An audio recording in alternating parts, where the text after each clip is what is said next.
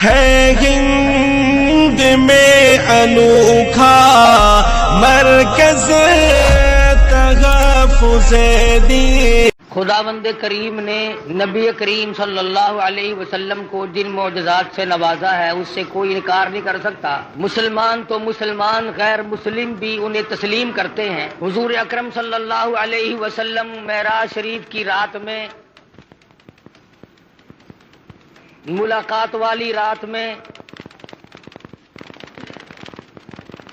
ان مقامات سے گزر رہے ہیں جو اللہ پاک نے معراج والی رات میں امت کے اعمال کے نتیجے کے طور پر دکھلائے۔ ارشاد فرماتے ہیں، میں نے ایک آدمی کو دیکھا، وہ لیٹا ہوا ہے اور دوسرا ایک اس کے سر پر بہت بڑا پتھر لے کے کھڑا ہوا ہے۔ وہ کھڑا ہونے والا اس لیٹنے والے کے سر میں اتنا زور سے پتھر مارتا ہے کہ سر ریزہ ریزہ ہو جاتا ہے اور وہ پتھر لڑک کر بہت دور جا کے گرتا ہے۔ جب تک وہ پتھر اٹھانے کے لیے جاتا ہے جس نے مارا تھا، اس وقت تک وہ سر بالکل صحیح سالم ہو جاتا ہے اور وہ اس پتھر کو اٹھا کر لا کے پھر دوبارہ اس کے سر میں مارتا ہے۔ عرض کیا صحابہ کرام نے، یا رسول اللہ صلی اللہ علیہ وسلم، وہ کون آدمی ہوگا؟ ارشاد فرمایا، وہ آدمی جس کو اللہ نے قرآن کا علم دیا، قرآن کریم کی دولت دی، لیکن وہ بد عملی کرتا تھا، رات کو دن کو تغافل کرتا تھا، لوگ مصلی پہ اللہ اللہ کیا کرتے پھر وہ سویا کرتا تھا۔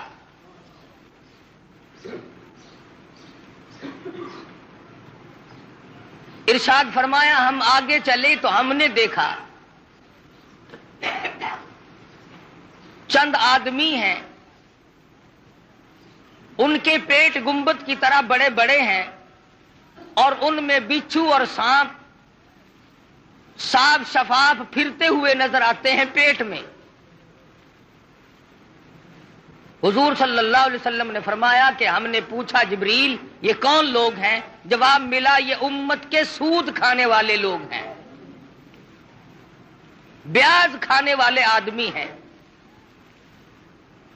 آج احتیاط نہیں، پرہیزگاری نہیں، سوچو بچار نہیں۔ حدیث شریف میں آتا ہے جس کا مفہوم یوں ہے کہ جس نے 4 آنے سود کے کھائے، بیاج کے کھائے، گویا اس نے اپنی سگی ماں سے 35 مرتبہ زنا کیا ہے۔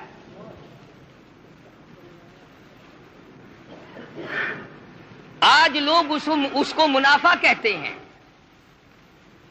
منافع کہنے سے حرام چیز حلال نہیں بن جاتی۔ اگر ایک کتے کو 50 آدمی مل کر کئی دفعہ کہیں یہ بکری ہے، یہ بکری ہے، وہ بکری تو نہیں بن سکتی۔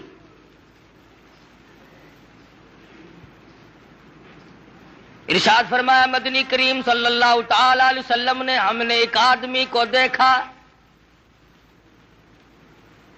جس آدمی کو جنت کے دروازے کی طرف سے اس کا نام لے کر آواز آئی، وہ دوڑ کے اس کی طرف گیا، اس کے جانے سے پہلے وہ دروازہ بند ہو گیا۔ پھر دوسرے دروازے سے آواز آئی، اس کی طرف دوڑ کر گیا، پھر وہاں سے بھی بند ہو گیا۔ پھر تیسرے دروازے کی طرف سے آواز آئی، یہی جنت کے ہر دروازے سے آواز آتی ہے، وہ دوڑ کے جاتا ہے تو دروازہ فوراً بند ہو جاتا ہے۔ پوچھا گیا یہ کون آدمی؟ ارشاد فرمایا مدنی کریم صلی اللہ تعالی علیہ وسلم نے، یہ وہ آدمی ہوگا جو دین کے معاملے میں لوگوں سے دھوکہ کیا کرتا تھا۔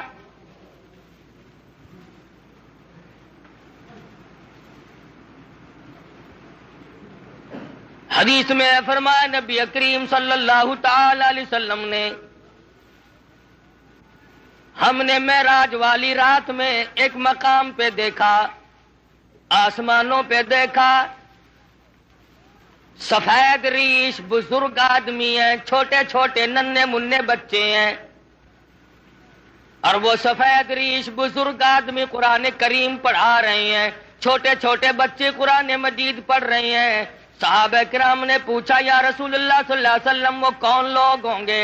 ارشاد فرمایا مدنی کریم صلی اللہ تعالی علیہ وسلم نے، اللہ میاں نے میری امت کو توفیق دی، میری امت کو دولت عطا فرمائی، چھوٹے چھوٹے لختی جگر، چھوٹے چھوٹے نور نظر معصوم بچے قرآن مجید پڑھتے ہیں، پڑھتے پڑھتے کسی کی موت آ گئی، 1 سپارہ پڑھ کے موت آ گئی، 10 پارے پڑھ کے موت آ گئی، 5 پارے پڑھ کے موت آ گئی، 20 پارے پڑھ کر کے موت آ گئی، 10 باقی رہ گئے۔ اللہ تبارک و تعالی جل شانہ نے فرمایا، او میرے خلیل آ جا، آسمانوں پہ بیٹھ کر میری امت کے وہ بچے اور میرے نبی کی امتوں کے بچوں، امتیوں کے بچوں، قرآن پڑھنے والوں، تم نے قرآن کریم فرش پہ پڑھنا شروع کیا تھا، آؤ جو باقی رہ گیا عرش پہ ختم کر لو۔ ان کے اس قرآن مجید کی تکمیل وہاں پر کرائی جا رہی ہے۔ معراج شریف میں مدنی کریم صلی اللہ تعالی علیہ وسلم کو بچوں کو پڑھتا ہوا دکھایا گیا۔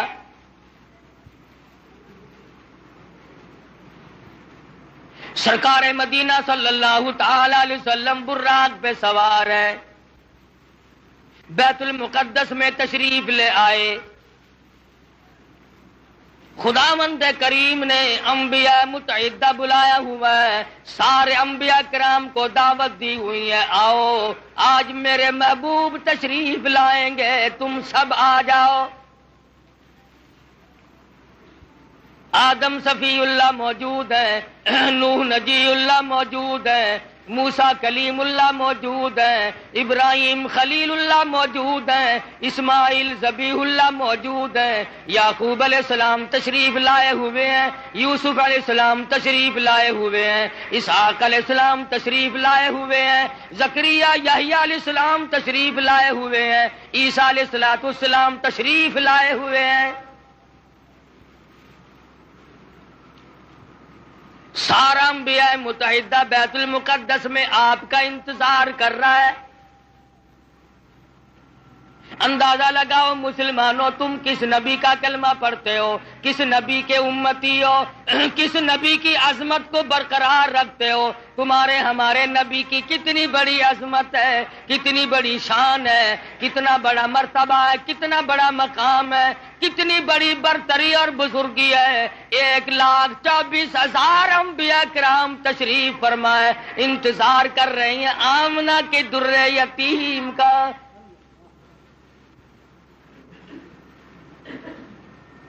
بیت المقدس میں براق پہ سوار ہو کر کے پہنچے، آپ نے انگلی کا، حضرت جبریل امین نے انگلی پتھر کو لگائی، اس میں سوراخ بن گیا، براق کو وہاں پر باندھ دیا گیا۔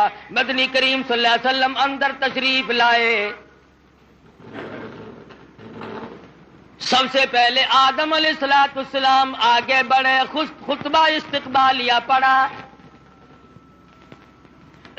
مبارکباد دی، مرحبا یا ابن صالح، او میرے بیٹے میں فخر کرتا ہوں، میری آل میں سے، میری نسل میں سے، انسانوں میں سے، آدمیوں میں سے اللہ تبارک و تعالیٰ نے آپ جیسے حبیب لبیب کو پیدا فرمایا۔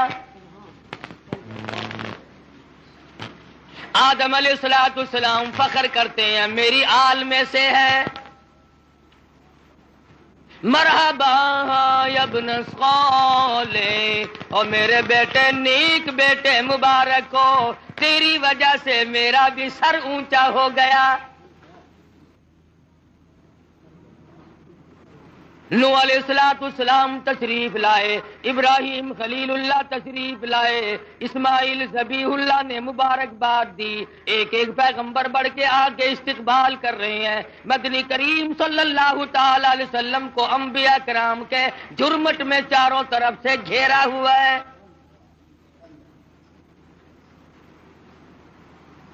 معلوم یہ ہوا آدم علیہ السلام کا یہ بھی عقیدہ کوئی نہیں کہ مدنی کریم صلی اللہ علیہ وسلم ہر وقت ہر جگہ موجود ہے۔ اگر پہلے سے موجود ہوتے آدم علیہ السلام کھڑے ہو کر استقبال نہ کرتے۔ ابراہیم خلیل اللہ کا بھی عقیدہ نہیں، موسیٰ کلیم اللہ کا بھی عقیدہ نہیں، عیسیٰ روح اللہ کا بھی عقیدہ نہیں، تمام پیغمبروں کا، انبیاء کرام کا، رسولوں کا کسی کا یہ عقیدہ نہیں۔ حضور تشریف لائے تو سارے نبی کھڑے ہو گئے۔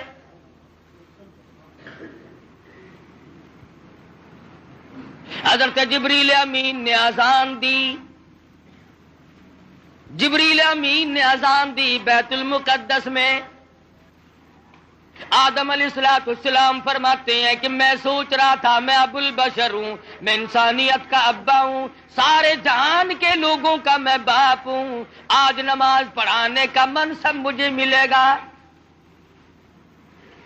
آج امامت کا سہرا میرے سر بندھے گا، میں سارے جہان کے انسانوں کا ابا ہوں، میں سب سے بڑا ہوں، سب سے پہلے پیدا ہوا ہوں، اس لیے امامت مجھے ملے گی۔ سیدنا نوح علیہ السلام سوچ رہے تھے مجھے ملے گی، میں نے اللہ کے نام کے لیے 950 برس مار کھائی ہے۔ ابراہیم خلیل اللہ سوچ رہے ہیں میرا نمبر لگے گا، مجھے آج منصب امامت ملے گا، میں نے بڑی مار کھائی ہے، چیخا میں مجھے ڈالا گیا، میں نے بڑی قربانیاں دی ہیں۔ ہر پیغمبر کا اپنا اپنا خیال ہو رہا ہے، ہر نبی کا اپنا اپنا زعم ہے، اپنا اپنا دل و دماغ کی سوچ و بچار ہے۔ جب اذان ہو چکی، اس کے بعد محمد مدنی صلی اللہ علیہ وسلم کو جبریل امین نے مصلی کی طرف بڑھا دیا۔ کیوں بڑھا دیا؟ معراج جو ہے وہ ہزاروں مسئلوں کا حل ہے، ہزارہ مسئلوں کی صفائی ہو رہی ہے۔ آج یہاں پہ یہ مسئلہ بھی صاف ہو گیا کہ او آدم، بے شک تم انبیاء علیہ السلام کے بھی سارے جہان کے انسانوں کے تم ابا ہو، لیکن میرے نبی کی موجودگی میں تم مصلی پہ قدم نہیں رکھ سکتے۔ نوح نجی اللہ مانتا ہوں تم نے میرے نام پہ بڑی مار کھائی ہے، پر آج مسئلے بھی تو صاف کرنے ہیں۔ کالی کملی والے صلی اللہ علیہ وسلم کی موجودگی میں اے نوح علیہ السلام تمہیں مصلی پہ قدم رکھنے کی اجازت نہیں۔ ابراہیم خلیل اللہ، ٹھیک ہے آپ نے میری توحید کے لیے بڑی بڑی مار کھائی ہیں، بڑی بڑی تکلیف اٹھائی ہیں، بڑی بڑی پریشانیاں جھیلی ہیں، مگر کالی کملی والے صلی اللہ علیہ وسلم کے ہوتے ہوئے آپ کو مصلی پہ قدم رکھنے کی اجازت نہیں۔ ذبیح اللہ کو اجازت نہیں، کلیم اللہ کو اجازت نہیں، عیسیٰ روح اللہ کو اجازت نہیں۔ یہ مسئلے صاف کر دیے گئے، جہاں میرا نبی موجود ہو، نماز پڑھانے کے لیے تیار ہو، مصلی کے بالکل قریب ہو، کسی کو مصلی پہ چڑھنے کی اجازت نہیں۔ آج یہ لوگ کیسے دو رنگے مسئلے کرتے پھرتے ہیں، کہتے ہیں ہر نبی، ہمارے نبی حضرت محمد الرسول اللہ صلی اللہ علیہ وسلم ہر وقت موجود ہے اور ہر جگہ موجود ہے، اور مولوی مصلی پہ کھڑا ہو کر کے پھر دندناتا ہے، لوگوں لکھ کے لے جاؤ، یاد کر کے لے جاؤ، پکا کے لے جاؤ، درنگی چھوڑ دے یک رنگ ہو جا، یا سراسر موم ہو یا سنگ ہو جا۔ نبی کے ماننے والے اور کلمہ پڑھنے والے نبی کی موجودگی میں خلیل اللہ قدم نہیں رکھتے، کلیم اللہ قدم نہیں رکھتے، ذبیح اللہ مصلی کی طرف نہیں جاتے، تیری کیا مجال ہے؟ مسئلہ صاف ہے، یا نبی موجود نہیں یا پھر مصلی کی طرف نہ جا۔ کیا مجال ہے کسی کی؟ اپنی بات کروں، نبی کی موجودگی میں قاری حنیف کی کیا مجال ہے کہ مصلی کی طرف قدم اٹھائے؟ 1,24,000 نبی جب کالی کملی والے صلی اللہ علیہ وسلم کو انہوں نے مانا اور دیکھا کہ یہاں پر تشریف فرما ہے، آسمان سے، آسمان و زمین کے مالک کی آواز آئی، خبردار میرے محبوب کی توہین نہ ہونے پائے۔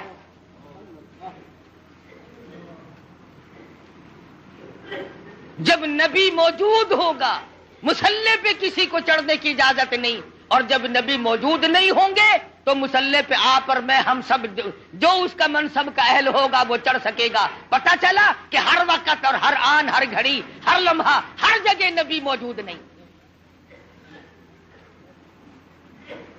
اگر نبی موجود ہے تو یہ بیت المقدس میں انتظار کس کا کر رہے ہیں؟ یہ آدم علیہ السلام، یہ نوح علیہ السلام، یہ سارے نبی کس کا انتظار کر رہے ہیں؟ وہ یہاں نہیں تھے جبھی تو انتظار ہوا. اور پھر سارے نبیوں نے اکٹھے ہو کر کے کیا کیا؟ کوئی دنیا کی دولت کو طلبگار نہیں بنے، دنیا کی دولت کے طلبگار نہیں بنے، کچھ نہیں مانگا. امام الانبیاء محبوب کبریا حضرت محمد مصطفیٰ صلی اللہ تعالی علیہ وسلم نے نماز پڑھائی، سارے انبیاء کرام نے اقتدا فرمائی. سارے نبی پیچھے کھڑے ہو کر محمد مدنی صلی اللہ علیہ وسلم کے پیچھے نماز پڑھی. آپ نے 2 رکعت نماز ادا فرمائی. نماز کے بعد جبریل امین نے آپ کے سامنے ایک دودھ کا پیالہ اور ایک شراب کا پیالہ رکھ دیا. مدنی کریم صلی اللہ علیہ وسلم نے دودھ کے پیالے کو اٹھایا اور نوش فرمانے لگے. جبریل امین نے آواز دی، یہ بھی آپ کی آزمائش اور امتحان تھی. اگر آپ دودھ کا پیالہ چھوڑ کر شراب کا پیالہ اٹھا لیتے ساری امت گمراہ ہو کے مر جاتی.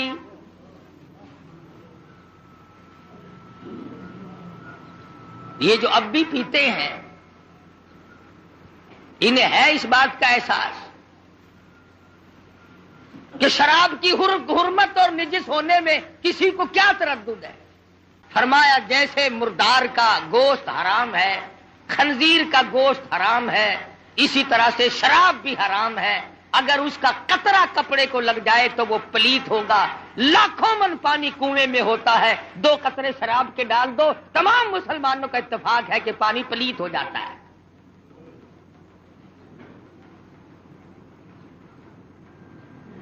پانی تو پلیت ہو جاتا ہے، مگر جو کلمہ گو مسلمان کہلانے والے بوتلیں ڈکار جاتے ہیں وہ اب بھی پاک ہیں، وہ نجس نہیں ہوتے، وہ پلیت ہوتے ہی نہیں. صحابہ کرام رضوان اللہ تعالی علیہ مجمعین کی جماعت نے ان تمام مسئلوں کو سنتے ہی فوراً تمام چیزوں کو پرے پھینک دیا. علماء کرام نے لکھا ہے جس دن شراب کی حرمت کا ذکر آیا قرآن مجید میں حکم نازل ہوا، مدینہ پاک کی گلیوں میں شراب کا سیلاب آ گیا. جس کے پاس مٹکا تھا مٹکا توڑ دیا، بوتل تھی بوتل توڑ دی، سراہی تھی وہ بھی توڑ ڈالی، تمام کی تمام شراب کو حرام سمجھ کر پھینک دیا اور پھر ساری زندگی اس کے قریب تر نہ گئے.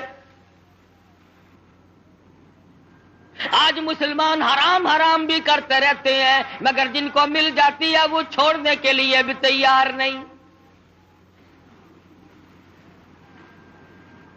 حدیث پاک میں آتا ہے کہ شراب پینے والے کو اللہ میاں کبھی بھی نظر کرم سے نہیں دیکھے گا،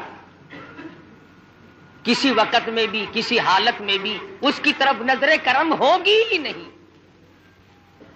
محمد مدنی صلی اللہ تعالی علیہ وسلم کا زمین کا معراج ختم ہو گیا، اس کو سفر اسرا سے تعبیر کرتے ہیں. سبحان الذی اسرا بعبدہ لیلا من المسجد الحرام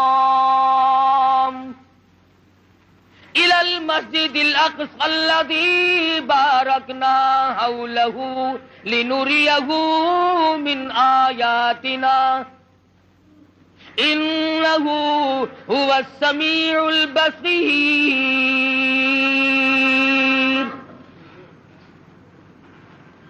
پاک ہے وہ ذات جس نے یہ سارا سفر کرایا، جو زمین میں بیت المقدس سے بیت الحرام سے لے کر کے بیت المقدس تک لے گیا اور راستے میں بڑے بڑے عجائب دکھائے، بڑے بڑے منظر دکھائے. یہاں تک علماء کرام نے لکھا ہے کہ جنت و دوزخ کی بھی سیر کرائی. مدنی کریم صلی اللہ تعالی علیہ وسلم نے ارشاد فرمایا جب میں نے جہنم کو دیکھا تو اس میں اکثریت عورتوں کی پائی. فرمایا جب میں نے جہنم کو دیکھا اس میں عورتیں زیادہ تھیں،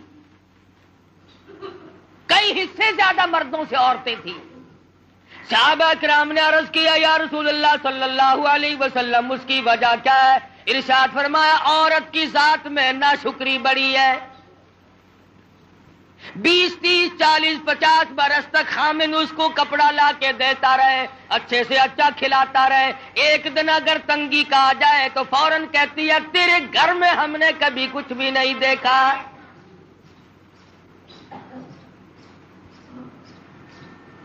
دوسری وجہ ارشاد فرمائی دینیات کے معاملے میں بھی بڑے پیچھے رہ جاتی ہے، نماز کی پرواہ کم کرتی ہے، خامد کی نافرمانی کرتی ہے. وہ اس بات کو عار سمجھتی ہے کہ جس کے ساتھ میرا نکاح ہوا ہے میں اس کی اجازت کے بغیر ادھر ادھر نہ جاؤں اور میں تمام تر معاملات میں اس کی غلامی کروں. ارشاد فرمایا مدنی کریم صلی اللہ تعالی علیہ وسلم نے کسی کو دنیا میں اللہ کی ذات کے سوا سجدہ کرنا روا نہیں، سجدہ کرنے کی اجازت نہیں، اور اگر کسی کو سجدہ روا ہوتا جائز ہوتا میں عورت کو حکم دیتا کہ وہ اپنے خامن کو سجدہ کیا کرے.